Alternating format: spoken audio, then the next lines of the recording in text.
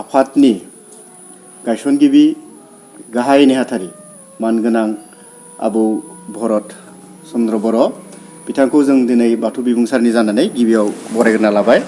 खुलुमबाय आबौ। आच्छा दिनैबो साइन्सआव आगबारिदोंबाबो गुबुन धर्मआव लुक धर्म जादोंबाबो किन्तु जोंनि बाथौ धर्म नेचार धर्मआव आखु हाबफैनो गोनां जायो। किन्तु जों आगोलनिफ्रायनो नेचार धर्मआव दोङो आरो दाबो दोङो आरो बे नेचार नङाबा जेबो जाया।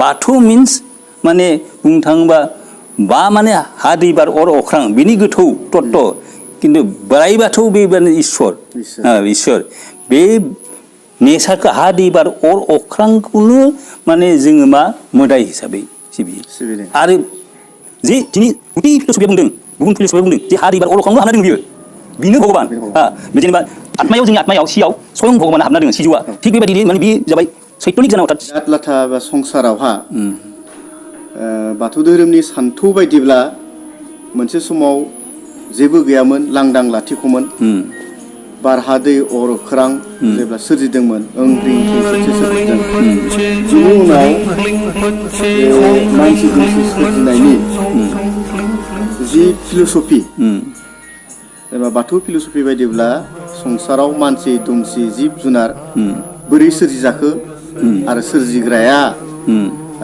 सोर सोरजिखो बेफोरखौ गोलाव आयु हास्थायनानै दिनैनि बे जोंनि मंगलबार साननि जोंहा बाथौ धोरोमनि बोसोन फोरमायथिनाय बे हाबाफारियाव आबौखौ लोगो मोनना जों जोबोद जोबोद गोजोनबाय।